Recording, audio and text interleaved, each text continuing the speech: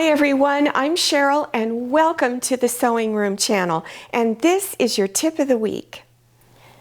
This is a spring table runner I made a few years ago, and so I used all these pretty pastel colors to make it into this table runner. One of the things that I did differently was that I changed up the binding just a little.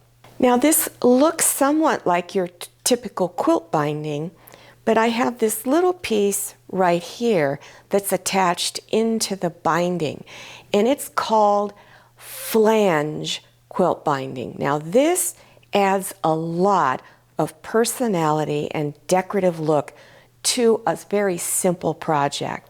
And I love how it goes around the corner, almost like a little picture frame.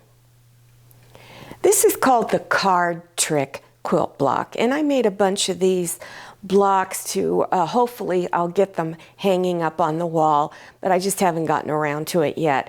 But here again is a sample of the flange quilt binding. So you can see the little yellow piece here. I chose yellow for a reason. There's little yellow flowers in the border fabric, plus there's yellow in the card trick block itself. This has a patriotic look to it. It's an 8-point star. But in this one, the flange part right here is the same fabric that's in the background of the block. This is probably my favorite one that I've done. So I've done this even on large quilts. Now it takes just a little extra time, but not that much. So let me go over the basics of it. Traditional quilt binding is anywhere from a 2-inch to a 2.5-inch wide strip of fabric. Then it's folded in half and pressed all the way down and then placed on your project. On the flange binding, you have fabric A and fabric B.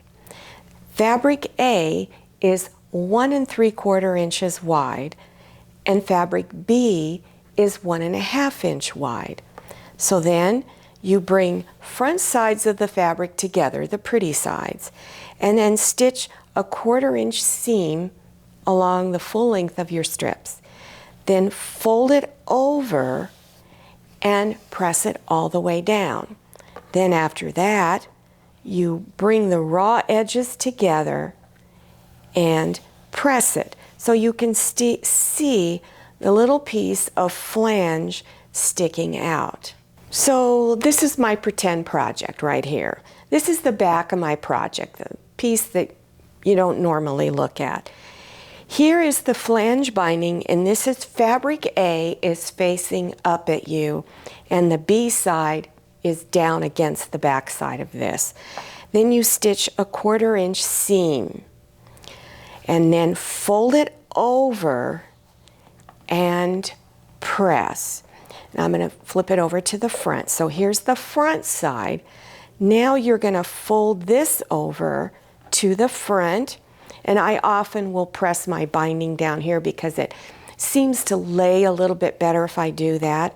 Then place pins to hold it down, and then you're going to stitch between the A and B fabric right in that little ditch so that the stitches don't show.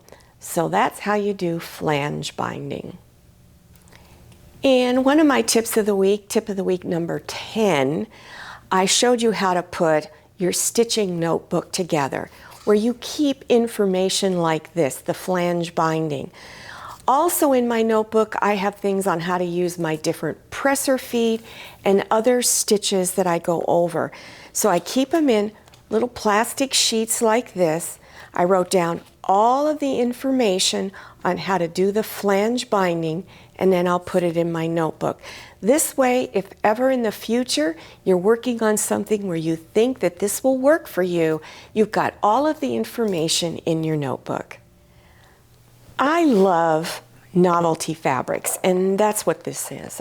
Anything that's got a specific theme to it, I consider novelty fabric, and they're so much fun to work with. So here is some with some RVs all over it. One of our best friends they love to travel around in their RV. And so I found this in a quilt fabric shop, and I just loved it. I thought, this screams at toaster cover. So I actually made them a toaster cover, just a really simple one, so that they could put it in their RV. Here's some more novelty fabric, which I just love, and I've made projects out of all of these. This is cupcakes. This is perfect for a birthday party, where you could either make a table runner or even a small, simple tablecloth, making placemats. Even for a little girl's room, this would make a cute little decorative pillow. Now, I made a large tablecloth out of this because I love the print of apple fabric. And I used about 3 or 4 different prints of apples all over that table runner. Also, coffee cups. I went through a binge shopping spree one time, just looking for different fabric with coffee cups on them. So what I've made out of this, I've made little drink coasters out of them.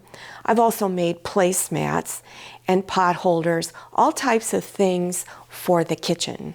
This piece of novelty fabric, I look at it and I feel like it's very masculine. It's very good for, let's say, you're going to have a sports party at your home, whether it's football, baseball, whatever, or you've got a great big backyard barbecue going on. So there again, you could make your placemats out of it or make little simple tablecloths. This one here is some football fabric that I bought at Walmart a while back, and I made all kinds of things out of it. I also made 2 great big pillow slip covers to put over my existing pillows that you could use in, let's say, a Super Bowl party. This is a fat quarter that I bought at Walmart. Now, my Walmart store does sell fabric and craft items, but not all Walmarts do. But I loved this. This is crayons on this fabric. And so what could you do with this? Well, here's a couple of ideas that you can do. A lot of my novelty fabrics, I like to just make small zipper pouches. So for this crayon fabric, you could make a small zipper pouch to keep the crayons in while, let's say, you and your children or grandchildren are traveling. They can just slip it into their little backpack and they've got their crayons ready to use. Now, this is a little cardboard box that I covered. Now, this isn't big enough to hold crayons, but I have my little clips in it.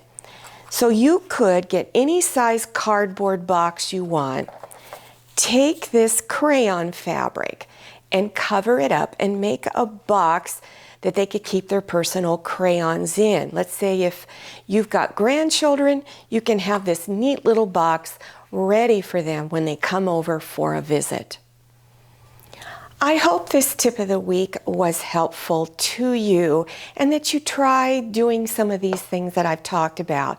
Also, down below your YouTube screen, scroll down below and look for some words that say show more or the down arrow. Click on either one of those and you will see a lot of links appearing. All of the things that I talked about in this tip of the week, you will see some relatable tutorial that you can go to. Also, all the goodies that are on the back wall, there are links to all of those. So make sure you go and check it all out. Now, don't forget to follow me on Instagram and check out my Facebook page. Thank you so much for watching. I'll see you next time, and happy sewing. If you like the Sewing Room channel, one of the best ways to show your support is to subscribe by clicking on that red subscribe button and give this video a thumbs up. And don't forget to click on share to share this video with your friends. And make sure you click on the bell so you receive notifications for all my new videos. I'm Cheryl, this is Manny, and this is Scotty. See you next time.